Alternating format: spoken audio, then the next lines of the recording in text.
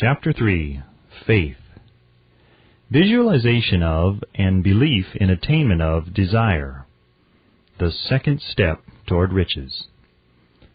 Faith is the head chemist of the mind. When faith is blended with the vibration of thought, the subconscious mind instantly picks up the vibration, translates it into its spiritual equivalent, and transmits it to infinite intelligence, as in the case of prayer. The emotions of faith, love, and sex are the most powerful of all the major positive emotions. When the three are blended, they have the effect of coloring the vibration of thought in such a way that it instantly reaches the subconscious mind, where it is changed into its spiritual equivalent, the only form that induces a response from infinite intelligence. Love and faith are psychic, related to the spiritual side of man. Sex is purely biological and related only to the physical. The mixing or blending of these three emotions has the effect of opening a direct line of communication between the finite, thinking mind of man and infinite intelligence. How to develop faith. There comes now a statement which will give a better understanding of the importance the principle of autosuggestion assumes in the transmutation of desire into its physical or monetary equivalent, namely, faith is a state of mind which may be induced or created by affirmation or repeated instructions to the subconscious mind through the principle of autosuggestion. As an illustration, consider the purpose for which you are presumably reading this book. The object is, naturally, to acquire the ability to transmute the intangible thought of impulse of desire into its physical counterpart, money. By following the instructions laid down in the chapters on autosuggestion and the subconscious mind, as summarized in the chapter on autosuggestion, you may convince the subconscious mind that you believe you will receive that for which you ask, and it will act upon that belief, which your subconscious mind passes back to you in the form of faith, followed by definite plans for procuring that which you desire. The method by which one develops faith, where it does not already exist, is extremely difficult to describe, almost as difficult, in fact, as it would be to describe the color of red to a blind man who has never seen color, and has nothing with which to compare what you describe to him. Faith is a state of mind which you may develop at will after you have mastered the 13 principles, because it is a state of mind which develops voluntarily through the application and use of these principles. Repetition of affirmation of orders to your subconscious mind is the only known method of voluntary development of the emotion of faith. Perhaps the meaning may be made clearer through the following explanation as to the way men sometimes become criminals.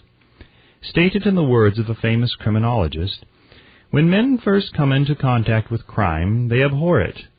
If they remain in contact with crime for a time, they become accustomed to it and endure it. If they remain in contact with it long enough, they finally embrace it and become influenced by it. This is the equivalent of saying that any impulse of thought which is repeatedly passed on to the subconscious mind is, finally, accepted and acted upon by the subconscious mind, which proceeds to translate that impulse into its physical equivalent by the most practical procedure available. In connection with this, consider again the statement, all thoughts which have been emotionalized, given feeling, and mixed with faith begin immediately to translate themselves into their physical equivalent or counterpart. The emotions, or the feeling portion of thoughts, are the factors which give thoughts vitality, life, and action. The emotions of faith, love, and sex, when mixed with any thought impulse, give it greater action than any of these emotions can do singly. Not only thought impulses which have been mixed with faith, but those which have been mixed with any of the positive emotions or any of the negative emotions may reach and influence the subconscious mind. From this statement you will understand that the subconscious mind will translate into its physical equivalent a thought impulse of a negative or destructive nature just as readily as it will act upon the thought impulses of a positive or constructive nature. This accounts for the strange phenomenon which so many millions of people experience, referred to as misfortune, or bad luck. There are millions of people who believe themselves doomed to poverty and failure because of some strange force over which they believe they have no control. They are the creators of their own misfortunes because of this negative belief, which is picked up by the subconscious mind and translated into its physical equivalent.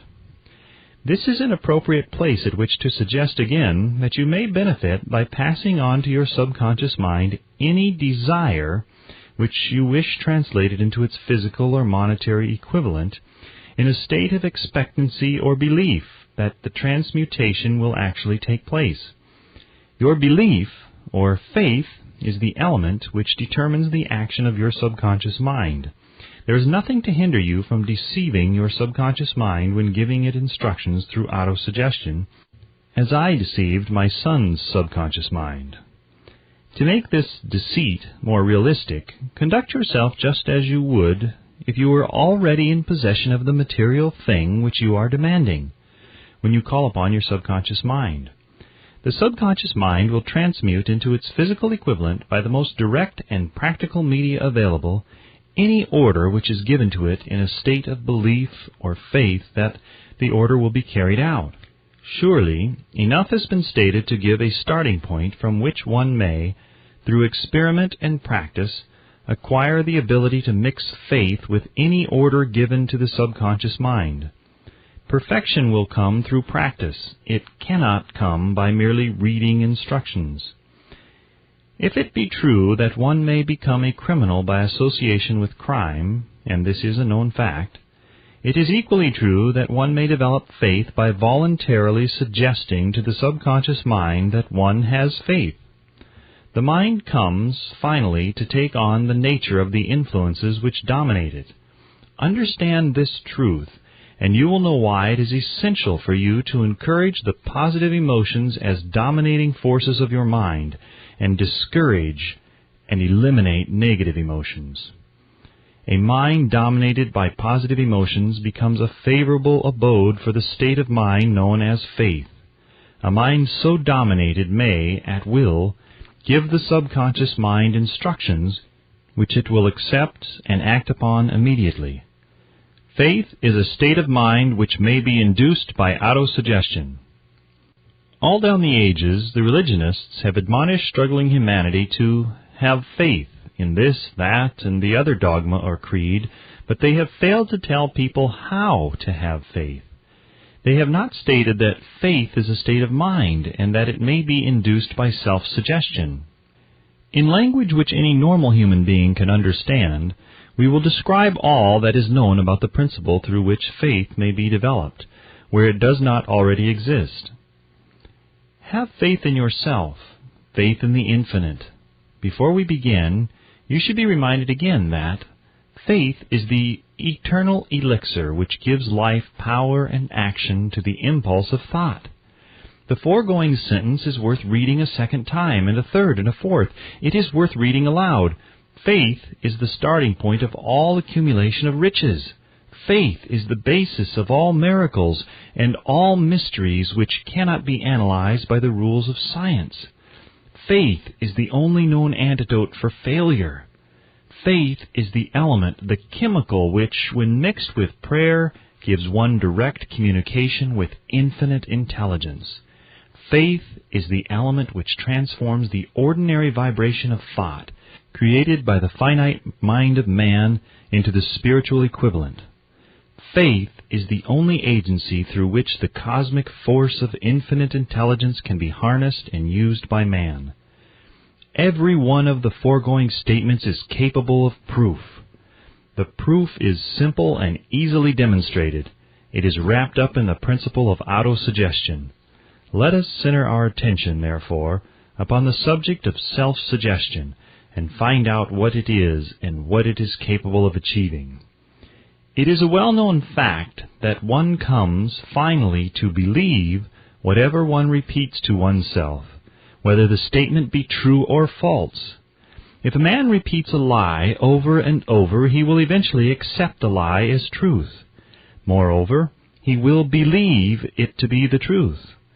Every man is what he is because of the dominating thoughts which he permits to occupy his mind. Thoughts which a man deliberately places in his own mind and encourages with sympathy, and with which he mixes any one or more of the emotions, constitute the motivating forces which direct and control his every movement, act, and deed. Comes now a very significant statement of truth. Thoughts which are mixed with any of the feelings of emotions constitute a magnetic force which attracts from the vibrations of the ether other similar or related thoughts. A thought thus magnetized with emotion may be compared to a seed which, when planted in fertile soil, germinates, grows, and multiplies itself over and over again until that which was originally one small seed becomes countless millions of seeds of the same brand. The ether is a great cosmic mass of eternal forces of vibration. It is made up of both destructive vibrations and constructive vibrations. It carries at all times vibrations of fear, poverty, disease, failure, misery, and vibrations of prosperity, health, success, and happiness, just as surely as it carries the sound of hundreds of orchestrations of music and hundreds of human voices, all of which maintain their own individuality and means of identification through the medium of radio. From the great storehouse of the ether, the human mind is constantly attracting vibrations which harmonize with that which dominates the human mind. Any thought, idea, plan, or purpose which one holds in one's mind attracts from the vibrations of the ether a host of its relatives and adds these relatives to its own force, and grows until it becomes the dominating, motivating master of the individual in whose mind it has been housed. Now let us go back to the starting point and become informed as to how the original seed of an idea, plan, or purpose may be planted in the mind. The information is easily conveyed. Any idea, plan, or purpose may be placed in the mind through repetition of thought.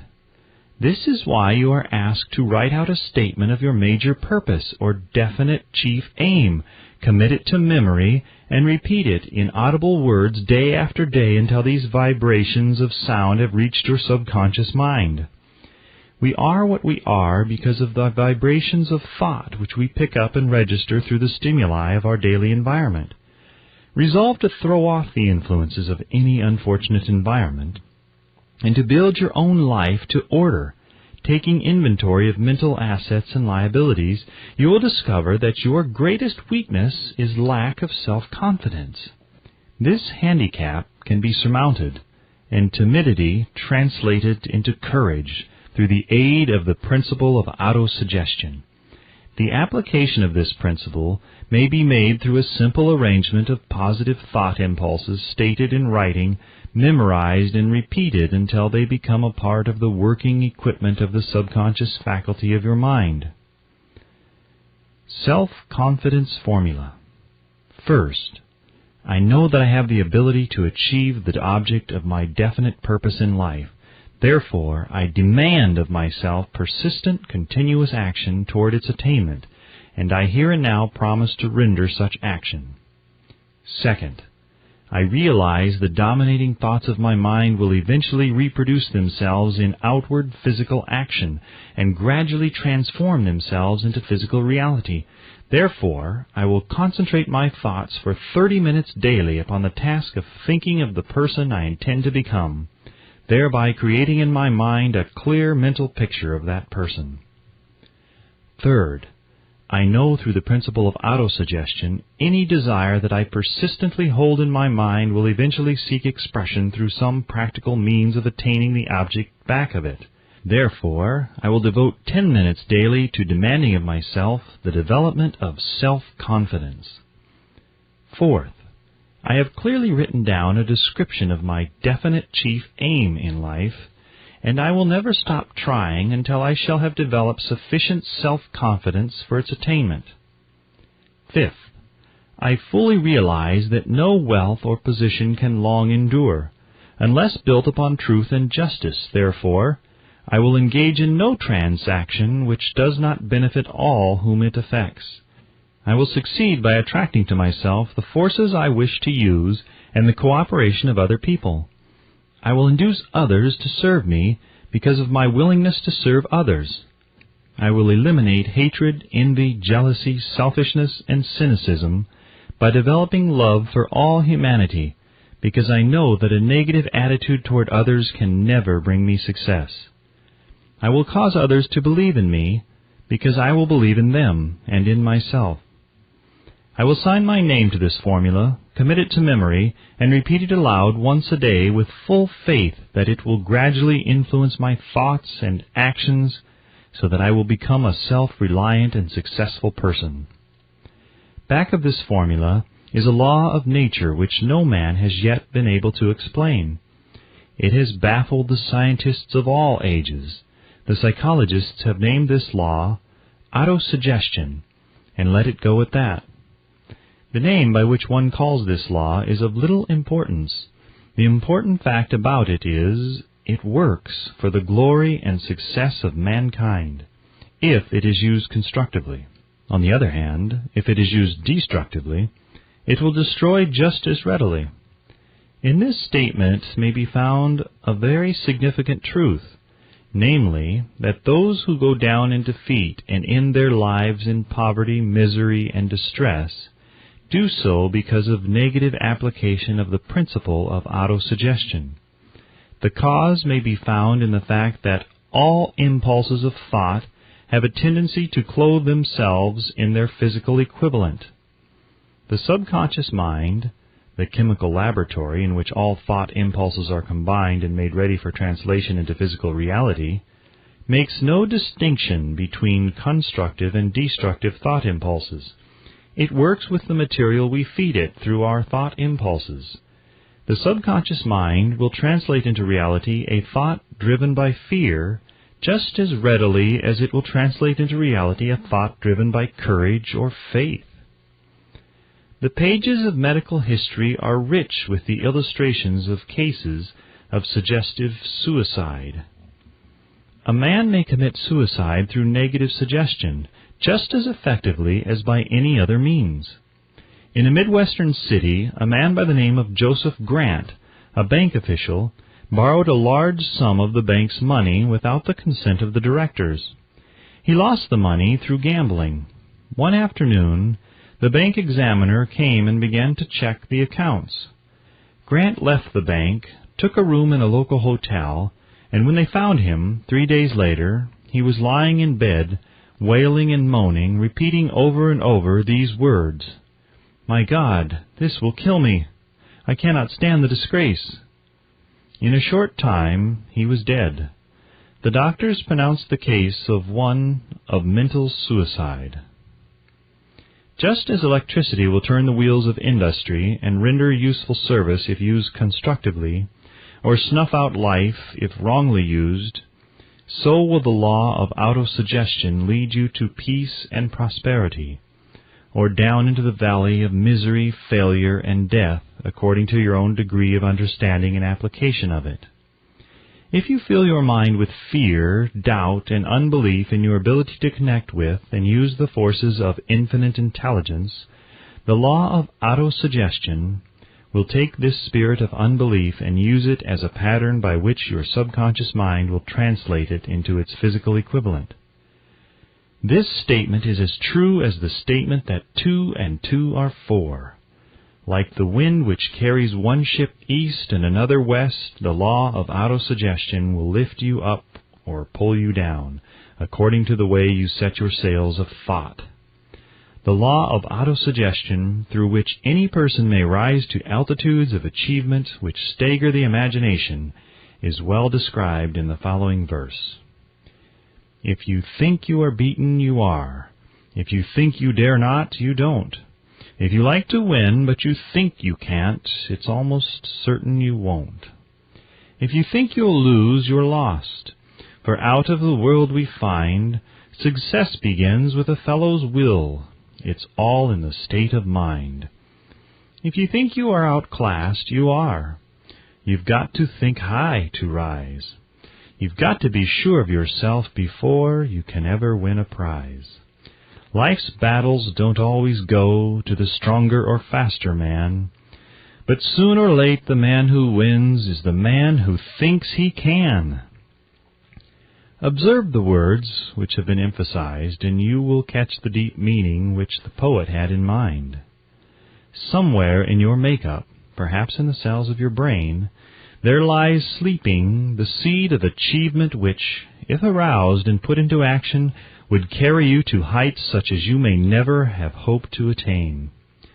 Just as a master musician may cause the most beautiful strains of music to pour forth from the strings of a violin, so may you arouse the genius which lies asleep in your brain, and cause it to drive you upward to whatever goal you may wish to achieve. Abraham Lincoln was a failure at everything he tried until he was well past the age of 40. He was a Mr. Nobody from nowhere until a great experience came into his life, aroused the sleeping genius within his heart and brain, and gave the world one of its really great men. That experience was mixed with the emotions of sorrow and love. It came to him through Anne Rutledge, the only woman whom he ever truly loved. It is a known fact that the emotion of love is closely akin to the state of mind known as faith, and this for the reason that love comes very near to translating one's thought impulses into their spiritual equivalent. During his work of research, the author discovered, from the analysis of the life, work, and achievements of hundreds of men of outstanding accomplishment, that there was the influence of a woman's love back of nearly every one of them. The emotion of love in the human heart and brain creates a favorable field of magnetic attraction, which causes an influx of the higher and finer vibrations which are afloat in the ether. If you wish evidence of the power of faith, study the achievements of men and women who have employed it. At the head of the list comes the Nazarene. Christianity is the greatest single force which influences the minds of men. The basis of Christianity is faith. No matter how many people have perverted or misinterpreted the meaning of this great force, and no matter how many dogmas and creeds have been created in its name which do not reflect its tenets, the sum and substance of the teachings and the achievements of Christ, which may have been interpreted as miracles, were nothing more or less than faith. If there are any such phenomena as miracles, they are produced only through the state of mind known as faith. Some teachers of religion and many who call themselves Christians neither understand nor practice faith. Let us consider the power of faith as it is now being demonstrated by a man who is well known to all civilization, Mahatma Gandhi of India. In this man, the world has one of the most astounding examples known to civilization of the possibilities of faith. Gandhi wields more potential power than any man living at this time, and this, despite the fact that he has none of the orthodox tools of power, such as money, battleships, soldiers, and materials of warfare. Gandhi has no money, he has no home, he does not own a suit of clothes, but he does have power. How does he come by that power? He created it out of his understanding of the principle of faith, and through his ability to transplant that faith into the minds of 200 million people. Gandhi has accomplished through the influence of faith that which the strongest military power on earth could not, and never will accomplish through soldiers and military equipment. He has accomplished the astounding feat of influencing 200 million minds to coalesce and move in unison as a single mind. What other force on earth except faith could do as much? There will come a day when employees as well as employers will discover the possibilities of faith. That day is dawning. The whole world has had ample opportunity during the recent business depression to witness what the lack of faith will do to business. Surely civilization has produced a sufficient number of intelligent human beings to make use of this great lesson which the depression has taught the world. During this depression, the world had evidence in abundance that widespread fear will paralyze the wheels of industry and business. Out of this experience will arise leaders in business and industry who will profit by the example which Gandhi has set for the world, and they will apply to business the same tactics which he has used in the building of the greatest following known in the history of the world. These leaders will come from the rank and file of the unknown men who now labor in the steel plants, the coal mines, the automobile factories, and in the small towns and cities of America. Business is due for a reform. Make no mistake about this. The methods of the past, based upon economic combinations of force and fear, will be supplanted by the better principles of faith and cooperation. Men who labor will receive more than daily wages. They will receive dividends from the business, the same as those who supply the capital for business, but first they must give more to their employers and stop this bickering and bargaining by the force at the expense of the public. They must earn the right to dividends. Moreover, and this is the most important thing of all, they will be led by leaders who will understand and apply the principles employed by Mahatma Gandhi. Only in this way may leaders get from their followers the spirit of full cooperation which constitutes power in the highest and most enduring form. This stupendous machine age in which we live and from which we are just emerging has taken the soul out of men. Its leaders have driven men as though they were pieces of cold machinery. They were forced to do so by the employees who have bargained, at the expense of all concerned, to get and not to give. The watchword of the future will be human happiness and contentment, and when this state of mind shall have been attained, the production will take care of itself more effectively than anything that has ever been accomplished where men did not and could not mix faith and individual interest with their labor. Because of the need for faith and cooperation in operating business and industry, it will be both interesting and profitable to analyze an event which provides an excellent understanding of the method by which industrialists and businessmen accumulate great fortunes by giving before they try to get. The event chosen for this illustration dates back to 1900, when the United States Steel Corporation was being formed. As you read the story, keep in mind these fundamental facts, and you will understand how ideas have been converted into huge fortunes. First, the huge United States Steel Corporation was born in the mind of Charles M. Schwab in the form of an idea he created through his imagination. Second, he mixed faith with his idea. Third, he formulated a plan for the transformation of his idea into physical and financial reality. Fourth, he put his plan into action with his famous speech at the University Club. Fifth, he applied and followed through on his plan with persistence and backed it with a firm decision until it had been fully carried out. Sixth, he prepared the way for success by a burning desire for success. If you are one of those who have often wondered how great fortunes are accumulated, this story of the creation of the United States Steel Corporation will be enlightening. If you have any doubt that men can think and grow rich, this story should dispel that doubt, because you can plainly see in the story of the United States Steel the application of a major portion of the 13 principles described in this book. This astounding description of the power of an idea was dramatically told by John Lowell in the New York World Telegram, with whose courtesy it is here reprinted. A pretty after-dinner speech for $1 billion. When, on the evening of December 12, 1900, some 80 of the nation's financial nobility gathered in the banquet hall of the University Club on Fifth Avenue to do honor to a young man from out of the West, not half a dozen of the guests realized they were to witness the most significant episode in American industrial history.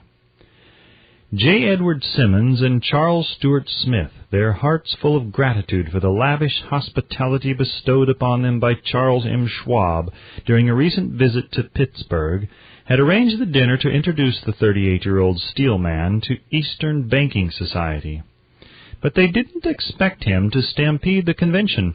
They warned him, in fact, that the bosoms within New York's stuffed shirts would not be responsive to oratory, and that, if he didn't want to bore the Stilhans and Harrimans and Vanderbilts, he had better limit himself to 15 or 20 minutes of polite vaporings and let it go at that. Even John Pierpont Morgan, sitting on the right hand of Schwab, as became his imperial dignity, intended to grace the banquet table with his presence only briefly. And so far as the press and public were concerned, the whole affair was of so little moment that no mention of it found its way into print the next day. So the two hosts and their distinguished guests ate their way through the usual 7 or 8 courses.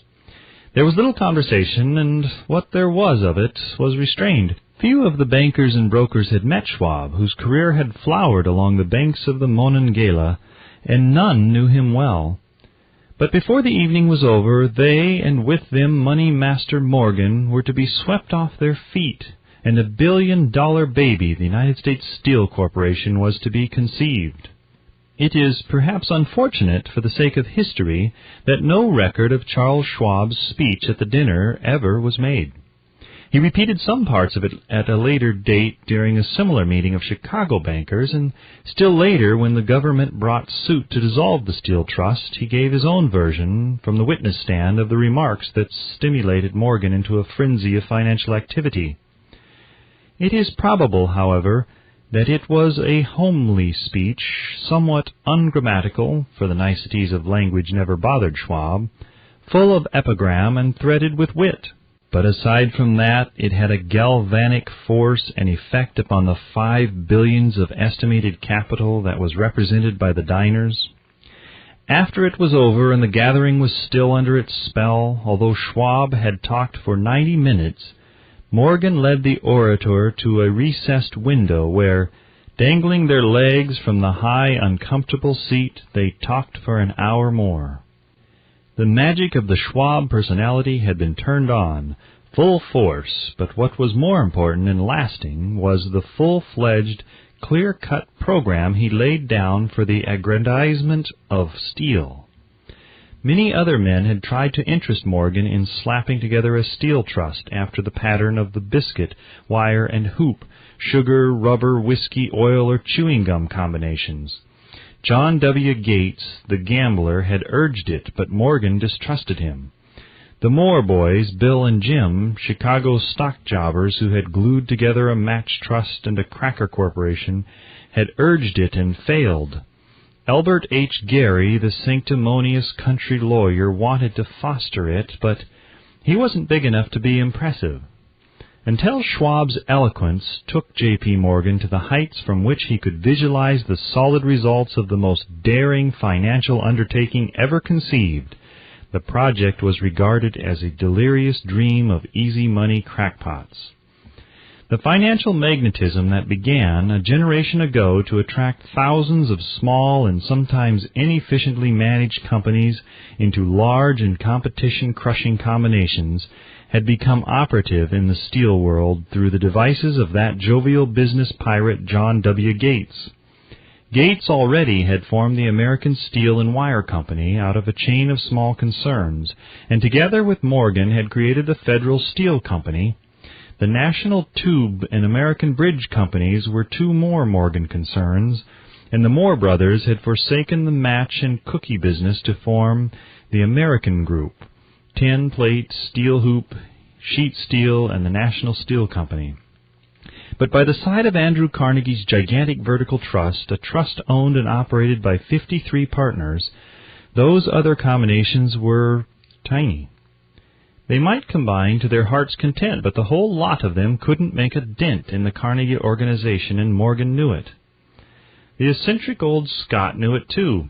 From the magnificent heights of Skibo Castle he had viewed, first with amusement and then with resentment, the attempts of Morgan's smaller companies to cut into his business. When the attempts became too bold, Carnegie's temper was translated into anger and retaliation. He decided to duplicate every mill owned by his rivals, Hitherto he hadn't been interested in wire, pipes, hoops, or sheet. Instead, he was content to sell such companies the raw steel and let them work it into whatever shape they wanted. Now, with Schwab as his chief and able lieutenant, he planned to drive his enemies to the wall. So it was that in the speech of Charles M. Schwab, Morgan saw the answer to his problem of combination. A trust without Carnegie, giant of them all, would be no trust at all. A plum pudding, as one writer said, without the plums. Schwab's speech on the night of December 12, 1900, undoubtedly carried the inference, though not the pledge, that the vast Carnegie enterprise could be brought under the Morgan tent. He talked of the world future for steel, of reorganization for efficiency, of specialization, of the scrapping of unsuccessful mills and concentration of effort on the flourishing properties of the economies in the ore traffic, of economies in overhead and administrative departments, of capturing foreign markets. More than that, he told the buccaneers among them wherein lay the heirs of their customary piracy. Their purposes, he inferred, had been to create monopolies, raise prices, and pay themselves fat dividends out of privilege. Schwab condemned the system in his heartiest manner. The short-sightedness of such a policy, he told his hearers, lay in the fact that it restricted the market in an era when everything cried for expansion.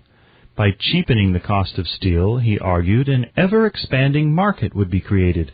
More uses for steel would be devised, and a goodly portion of the world trade could be captured. Actually, though he did not know it, Schwab was an apostle of modern mass production. So the dinner at the University Club came to an end. Morgan went home to think about Schwab's rosy predictions. Schwab went back to Pittsburgh to run the steel business for wee Andrew Carnegie, while Gary and the rest went back to their stock tickers to fiddle around in anticipation of the next move.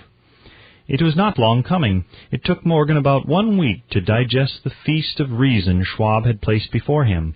When he had assured himself that no financial indigestion was to result, he sent for Schwab and found that young man rather coy. Mr. Carnegie, Schwab indicated, might not like it if he found his trusted company president had been flirting with the Emperor of Wall Street, the street upon which Carnegie was resolved never to tread.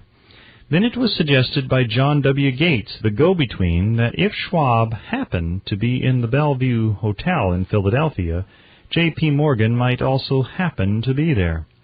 When Schwab arrived, however, Morgan was inconveniently ill at his New York home, and so, on the elder man's pressing invitation, Schwab went to New York and presented himself at the door of the financier's library. Now, certain economic historians have professed the belief that from the beginning to the end of the drama, the stage was set by Andrew Carnegie, that the dinner to Schwab, the famous speech, the Sunday night conference between Schwab and the money king, were events arranged by the canny Scot. The truth is exactly the opposite. When Schwab was called to consummate the deal, he didn't even know whether the little boss, as Andrew was called, would so much as listen to an offer to sell, particularly to a group of men whom Andrew regarded as being endowed with something less than holiness. But Schwab did take into the conference with him, in his own handwriting, 6 sheets of copper plate figures, representing to his mind the physical worth and the potential earning capacity of every steel company he regarded as an essential star in the new metal firmament. 4 men pondered over these figures all night. The chief, of course, was Morgan, steadfast in his belief in the divine right of money. With him was his aristocratic partner, Robert Bacon, a scholar and a gentleman. The third was John W. Gates, whom Morgan scorned as a gambler and used as a tool. The fourth was Schwab, who knew more about the processes of making and selling steel than any whole group of men then living. Throughout that conference, the Pittsburghers' figures were never questioned. If he said a company was worth so much, then it was worth that much and no more. He was insistent, too, upon including in the combination only those concerns he nominated. He had conceived a corporation in which there would be no duplication, not even to satisfy the greed of friends who wanted to unload their companies upon the broader Morgan shoulders. Thus he left out, by design, a number of the larger concerns upon which the walruses and carpenters of Wall Street had cast hungry eyes. When dawn came, Morgan rose and straightened his back. Only one question remained. "Do you think you can persuade Andrew Carnegie to sell?" he asked. "I can try," said Schwab. "If you can get him to sell, I will undertake the matter," said Morgan. So far, so good, but would Carnegie sell? How much would he demand? Schwab thought about $320 million. What would he take payment in? Common or preferred stocks? Bonds? Cash? Nobody could raise $1/3 billion in cash. There was a golf game in January on the frost-cracking heath of the St. Andrew's Links in Westchester, with Andrew bundled up in sweaters against the cold and Charlie talking volubly, as usual, to keep his spirits up. But no word of business was mentioned until the pair sat down in the cozy warmth of the Carnegie cottage hard by. Then, with the same persuasiveness that had hypnotized 80 millionaires at the University Club, Schwab poured out the glittering promises of retirement and comfort, of untold millions to satisfy the old man's social caprices. Carnegie capitulated, wrote a figure on a slip of paper, handed it to Schwab, and said, "All right, that's what we'll sell for." The figure was approximately $400 million, and was reached by taking the $320 million mentioned by Schwab as a basic figure and adding to it $80 million to represent the increased capital value over the previous 2 years. Later, on the deck of a transatlantic liner, the Scotsman said ruefully to Morgan, "I wish I had asked you for $100 million more." "If you had asked for it, you would have gotten it," Morgan told him cheerfully. There was an uproar, of course. A British correspondent cabled that the foreign steel world was appalled by the gigantic combination. President Hadley of Yale declared that unless trusts were regulated, the country might expect an emperor in Washington within the next 25 years. But that able stock manipulator, Keene, went at his work of shoving the new stock at the public so vigorously that all the excess water, estimated by some at nearly 600 million, was absorbed in a twinkling. So Carnegie had his millions, and the Morgan Syndicate had 62 million for all its trouble, and all the boys from Gates to Gary had their millions. The 38-year-old Schwab had his reward. He was made president of the new corporation and remained in control until 1930. The dramatic story of big business which you have just finished was included in this book because it is a perfect illustration of the method by which desire can be transmuted into its physical equivalent. I imagine some readers will question the statement that a mere intangible desire can be converted into its physical equivalent. Doubtless, some will say, you cannot convert nothing into something. The answer is in the story of the United States Steel. That giant organization was created in the mind of one man. The plan by which the organization was provided with the steel mills that gave it financial stability was created in the mind of the same man. His faith, his desire, his imagination, his persistence were the real ingredients that went into United States Steel. The steel mills and mechanical equipment acquired by the corporation after it had been brought into legal existence were incidental.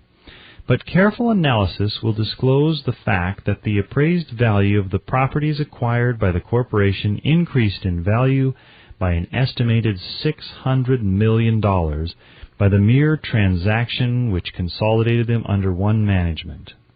In other words, Charles M. Schwab's idea, plus the faith with which he conveyed it to the minds of J.P. Morgan and the others, was marketed for a profit of approximately $600 million, not an insignificant sum for a single idea.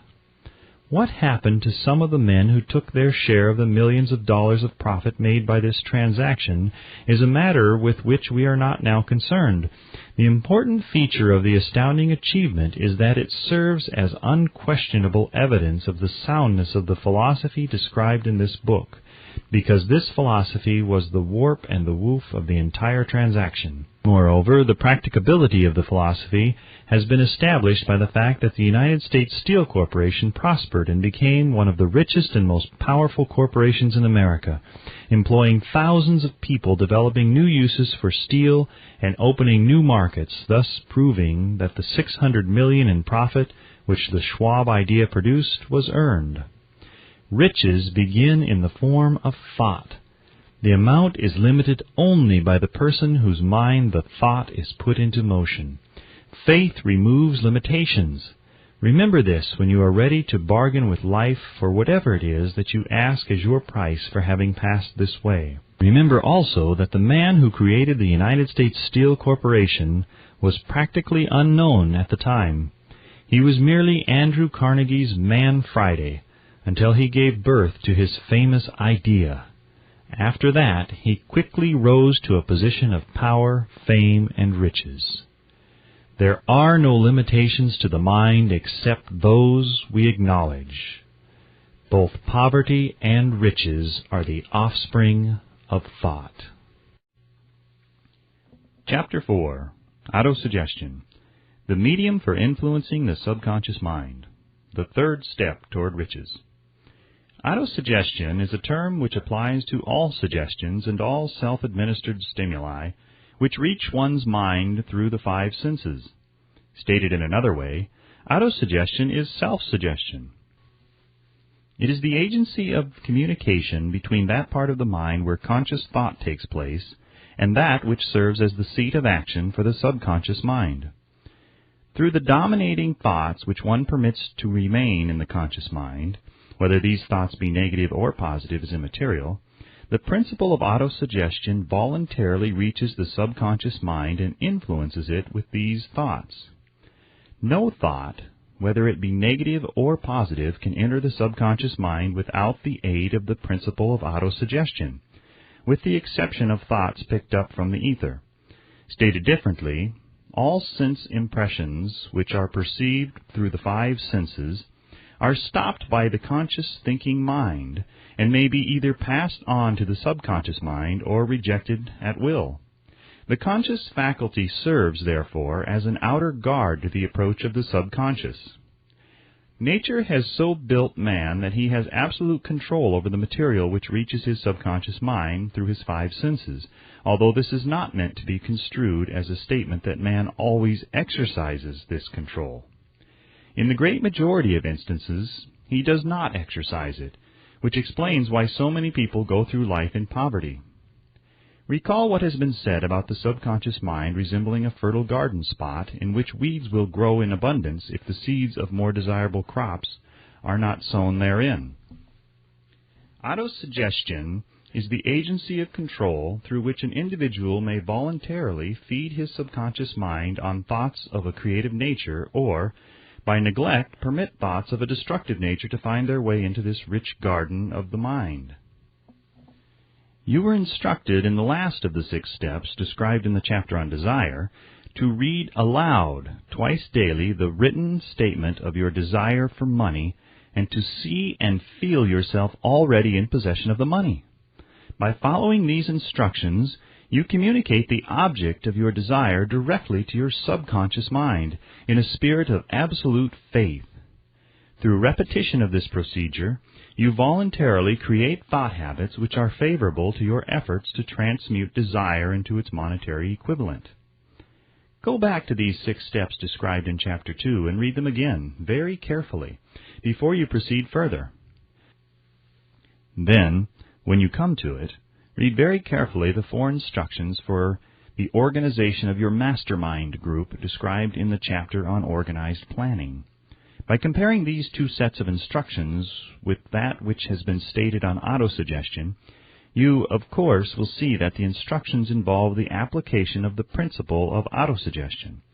Remember, therefore, when reading aloud the statement of your desire, through which you are endeavoring to develop a money consciousness, that the mere reading of the words is of no consequence unless you mix emotion or feeling with your words.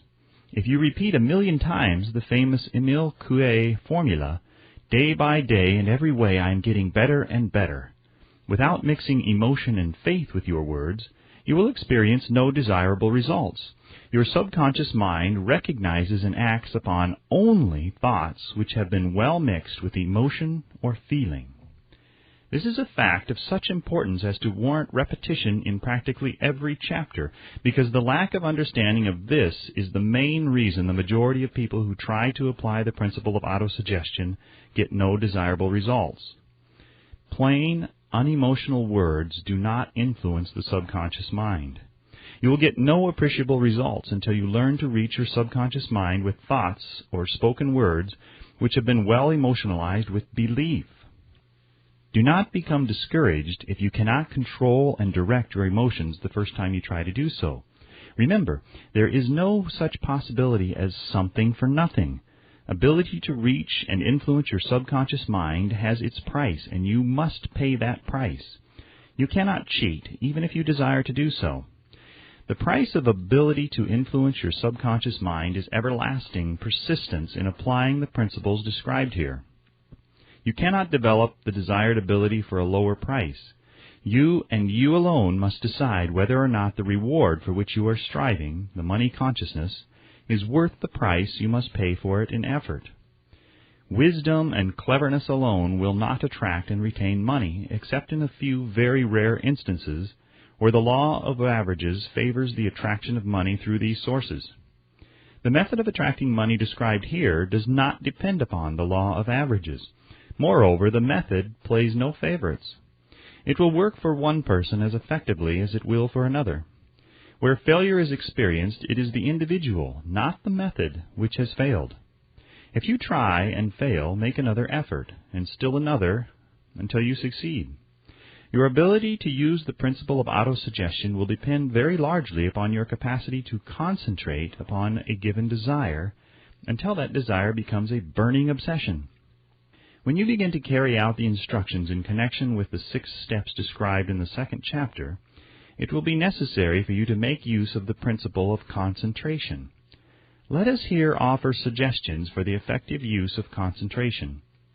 When you begin to carry out the first of the 6 steps, which instructs you to fix in your own mind the exact amount of money you desire, hold your thoughts on that amount of money by concentration or fixation of attention, with your eyes closed until you can actually see the physical appearance of the money.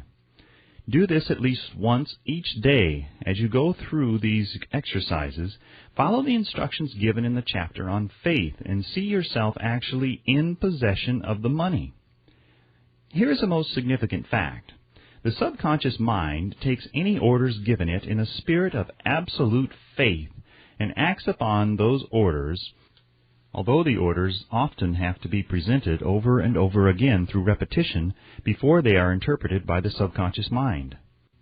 Following the preceding statement, consider the possibility of playing a perfectly legitimate trick on your subconscious mind by making it believe, because you believe it, that you must have the amount of money you are visualizing, that this money is already awaiting your claim, that the subconscious mind must hand over to you practical plans for acquiring the money which is yours. Hand over the thought suggested in the preceding paragraph to your imagination, and see what your imagination can or will do to create practical plans for the accumulation of money through transmutation of your desire. Do not wait for a definite plan through which you intend to exchange services or merchandise in return for the money you are visualizing, but begin at once to see yourself in possession of the money, demanding and expecting meanwhile that your subconscious mind will hand over the plan or plans you need. Be on the alert for these plans, and when they appear, put them into action immediately. When the plans appear, they will probably flash into your mind through the 6th sense in the form of an inspiration. This inspiration may be considered a direct telegram or message from the infinite intelligence. Treat it with respect and act upon it as soon as you receive it. Failure to do this will be fatal to your success.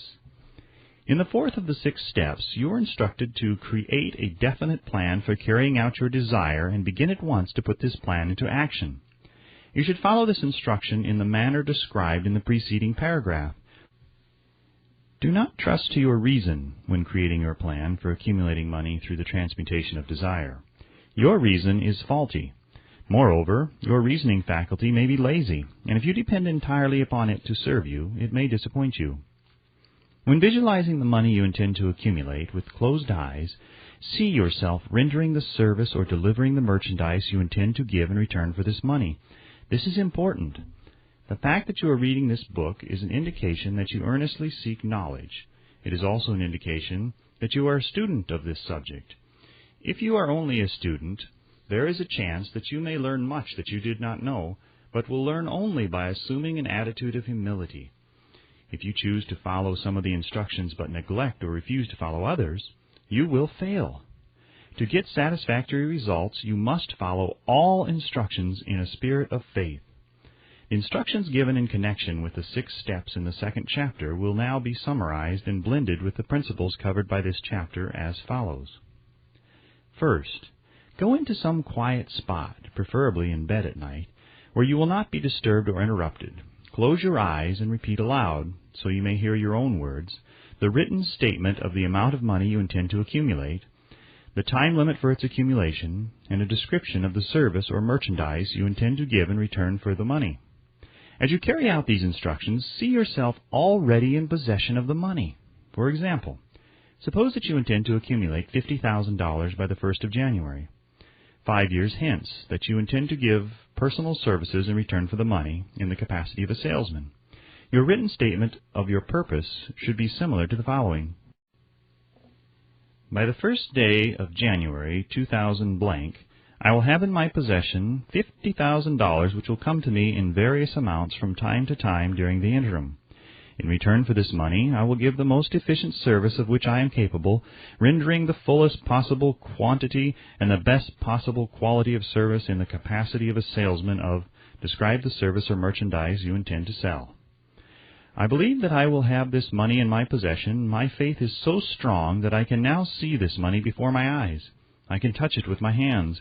It is now awaiting transfer to me at the time and in the proportion that I deliver the service I intend to render in return for it. I am awaiting a plan by which to accumulate this money, and I will follow that plan when it is received. Second, repeat this program night and morning until you can see, in your imagination, the money that you intend to accumulate. Third, place a written copy of your statement where you can see it night and morning and read it just before retiring and upon arising until it has been memorized. Remember, as you carry out these instructions, that you are applying the principle of autosuggestion for the purpose of giving orders to your subconscious mind.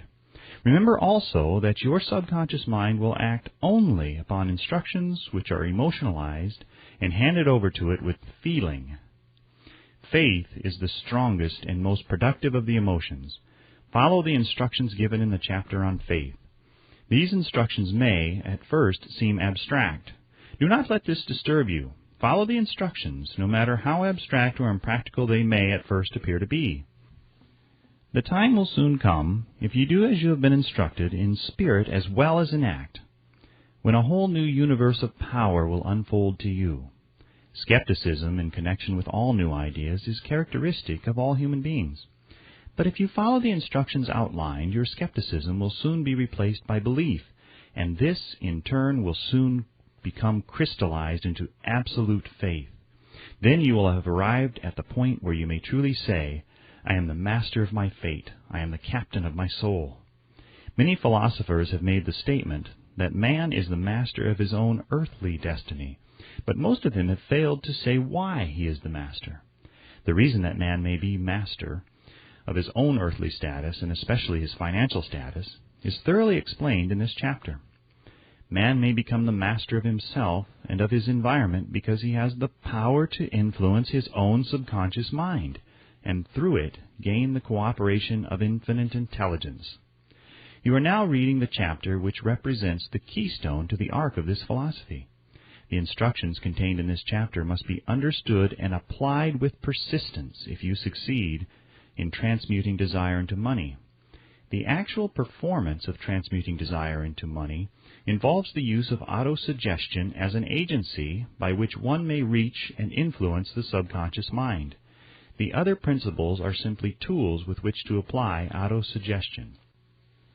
Keep this thought in mind, and you will at all times be conscious of the important part the principle of autosuggestion is to play in your efforts to accumulate money through the methods described in this book.